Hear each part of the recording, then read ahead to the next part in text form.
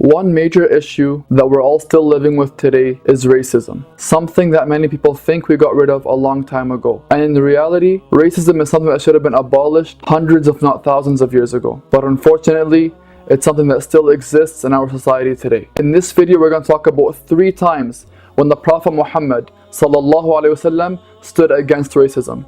Before the video begins, don't forget to click the red subscribe button below.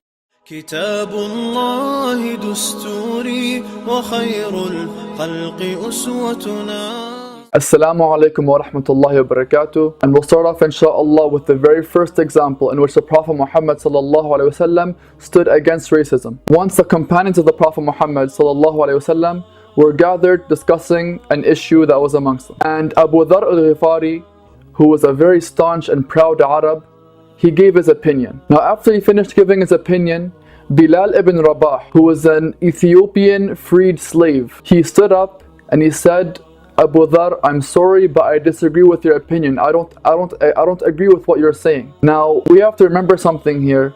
Bilal ibn Rabah was not being disrespectful in the way he was speaking. He was simply stating his own opinion. But Abu Dharr, he got hurt by this. The fact that a black man who was once a slave stood against the opinion of Abu Dharr, it bothered him. And he said, even you, you son of a black woman, even you're going to disagree with me? Now Bilal heard this, he got so hurt and he left the gathering. He went right to the Prophet Muhammad ﷺ and he told him about what happened. When the Prophet Muhammad ﷺ heard the story of Bilal, he was so angered, he left his house.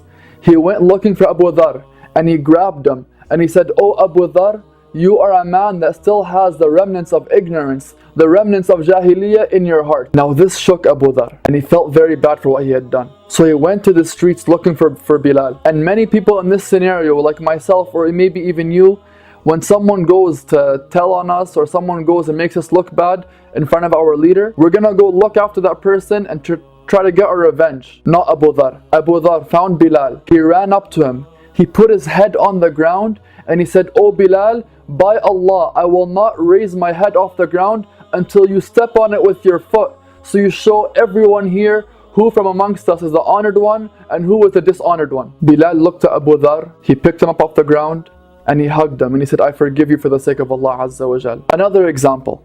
Example number 2. When the Prophet Muhammad ﷺ and his companions finally made it back to Mecca for the conquest of Mecca, in which they peacefully took back their homes, peacefully took back their lands, when they were all surrounding the Kaaba, which is the holiest mosque on the face of this planet. In this gathering were the likes of Abu Bakr as-Siddiq, Umar ibn al-Khattab, Uthman ibn Affan, Ali ibn Abi Talib. So many great and famous companions were in this gathering.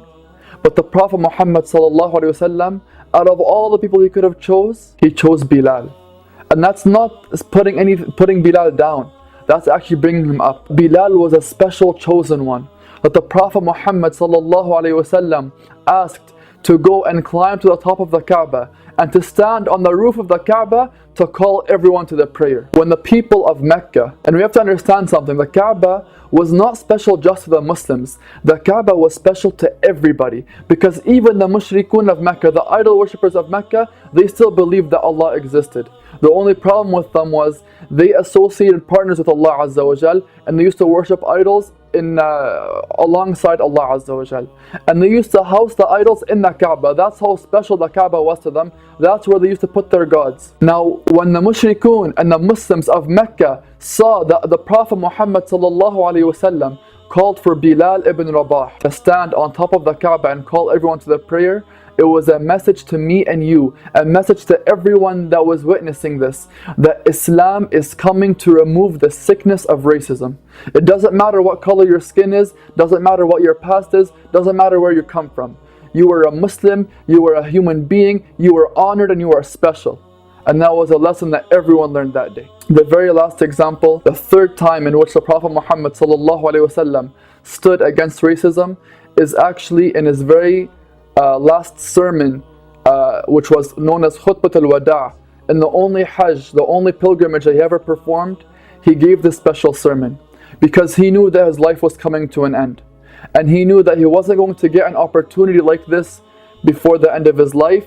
So this was a golden opportunity to give one final message to thousands and hundreds of thousands of companions all at once. And in this final sermon, he told everyone listening that a Arab is not superior over a non-Arab, and a white is not superior over a black. And the only thing that makes anyone superior over anyone else is piety and good actions. So my brothers and sisters, let this be a lesson for me and you. What makes us better in the eyes of Allah Azza wa Jal, what makes us better than someone else in the eyes of God, isn't our wealth, isn't our looks, isn't where we come from. It's none of that.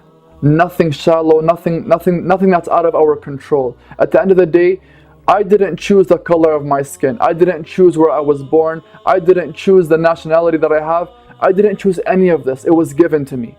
So there's no reason for me to be proud of something that I had no control over. I didn't work for it. But one thing I should be proud of is the good that I choose to do. One thing that you should be proud of is the good that you choose to do. And I ask Allah Azza wa Jal to accept from all of us. And I ask Allah Azza wa Jal to make us a loving community. Our differences are what make us stronger. Our multiculturalism is what makes us unique. And through that, inshallah, we can rise above the hate and do great things for our future generations. I hope you liked this week's video. I hope it's a beneficial reminder for everyone who is listening, and especially myself. If you like this video, please remember to like, and you can also subscribe. There will be a button on my shoulder right here.